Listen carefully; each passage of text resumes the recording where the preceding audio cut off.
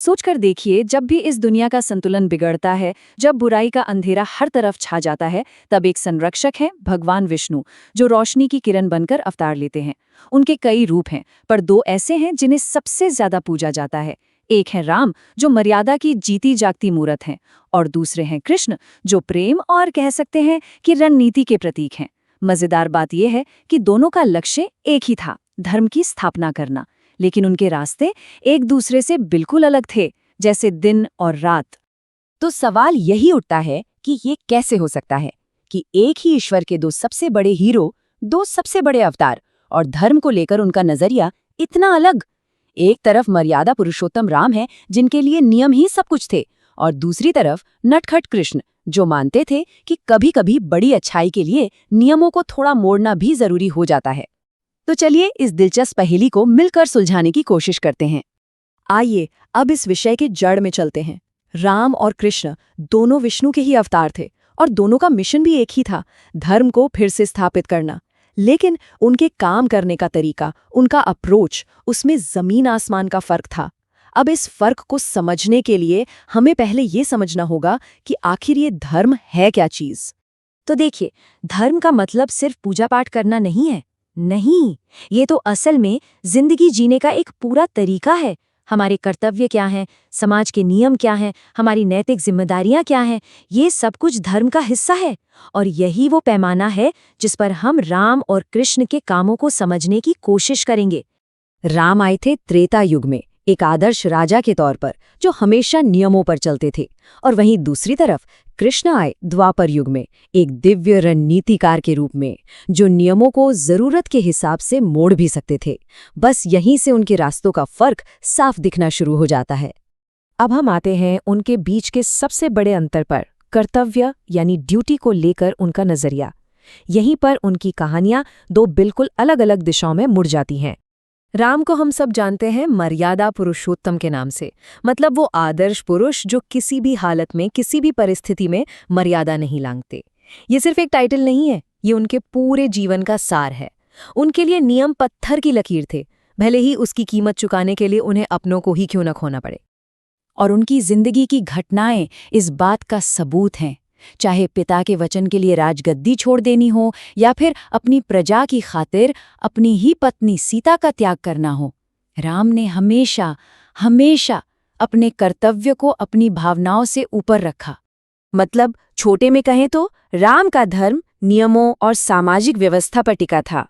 वो एक ऐसी दुनिया के प्रतीक थे जहां नियमों का पालन करना ही सबसे बड़ा गुण माना जाता था, चाहे नतीजा कुछ भी हो।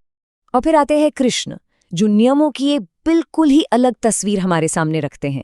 भगवद गीता में वो अर्जुन से कहते हैं कि सारे सांसारिक धर्मों, सारे कर्तव्यों को छोड़कर बस एक ऊंचे आध्यात्मिक रास्ते पर चलो। कृष्ण धर्म को दो हिस्सों में बांटकर देखते हैं। एक है अपरा धर्म, जो हमारे रोजमर्रा के कर्तव्य हैं, जैसे एक बेटे का कर्तव्य, एक राजा का कर्तव्य। और दूसरा है पराधर्म, जो हमारे आत्मा का ईश्वर के प्रति कर्तव्य है। कृष्ण के लिए ये दूसरा वाला धर्म यानी पराधर्म हमेशा पहले वाले से ज्यादा जरूरी था। तो इस तरह कृष्ण का धर्म हालात के हिसाब से बदलता था। उनका मानना था कि अगर लक्ष्य सही हो, अगर मकसद बड़ा हो, तो रास्ते बदले जा सकते हैं। और ये बात राम के अटूट नियमों से बिल्कुल अलग थी।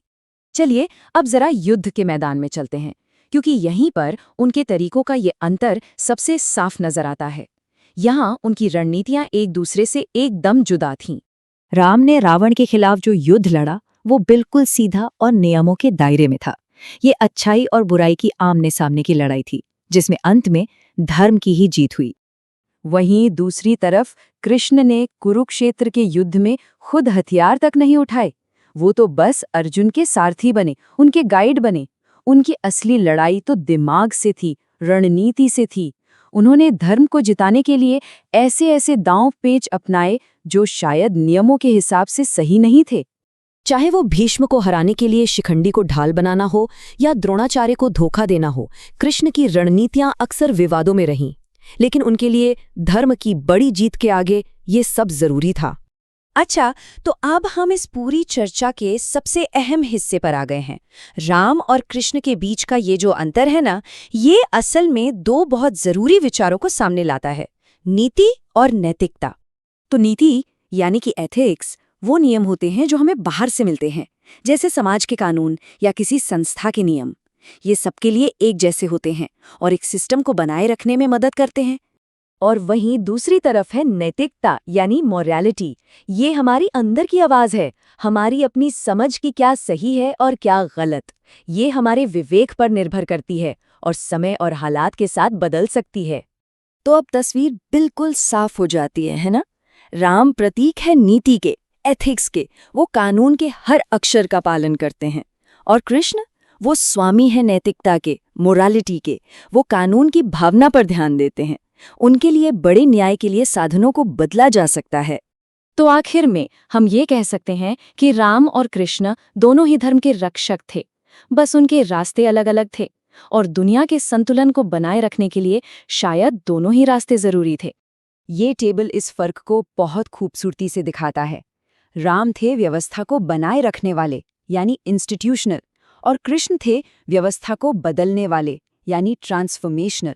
और सच तो ये है कि एक अच्छे समाज को दोनों की ही जरूरत होती है। इसको ऐसे भी समझ सकते हैं, राम हमें ये सिखाते हैं कि एक अच्छे सिस्टम के अंदर कैसे रहा जाए, और कृष्ण ये सिखाते हैं कि जब वो सिस्टम ही खराब हो जाए तब क्या किया जाए।